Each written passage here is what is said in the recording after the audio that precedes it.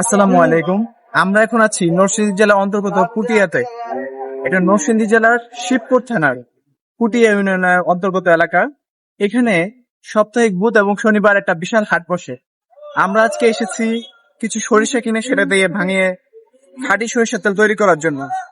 প্রত্যেক মাসে মাসে আমার একটা নির্দিষ্ট পরিমাণ সরিষার তেলের প্রয়োজন হয়, এই মাসেও তার ব্যতিক্রম নয়। যেহেতু আমার নিজস্ব একটা সরিষার তেলের ঘাটতি রয়েছে, তো সেজন্য আমার ইচ্ছে হচ্ছে খাঁটি তেলটা নিজের হাতে ভাঙিয়ে সেটাকে ব্যবহার করা এবং কিছু মানুষের ব্যবহারে সেটাকে সাহায্য করা। তো চলুন আজকে আপনাদেরকে দেখাবো আমি কিভাবে আমি সরিষা কিনতেছি এবং কিভাবে আমরা সেটাকে প্রসেস করে তেল বানাচ্ছি। আসসালামু আলাইকুম।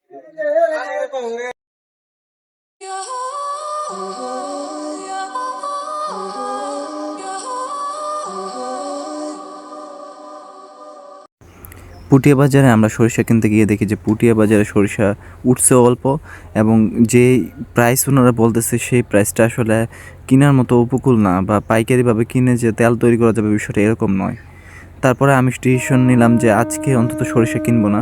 তো যেহেতু সরিষা কিনবো না, আপনাদেরকে আমাদের ভ্রমণের বিভিন্ন অংশ আমি ঘুরে ঘুরে আপনাদেরকে এখন দেখাবো।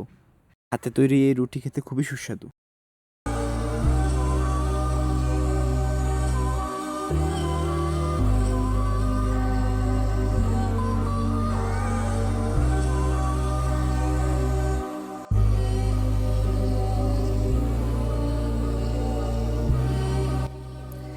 এখানে দেখতে পাচ্ছেন ধান দেখা যাচ্ছে, এগুলো আসলে বীজের ধান।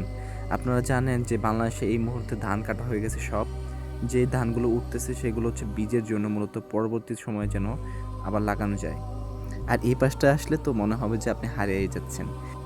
খাঁচা, ডোলা, পলো, চাই, কৃষকের টুপি সব এখানে। এইখানে আসলে দেখা মিলছে বড়শির বিভিন্ন জিনিসপত্র, চুয়া, বড়ি, সুতা, এগুলো বোয়াল মাছের বড়ি। ভালো থাকবেন, আজকে পর্যন্তই।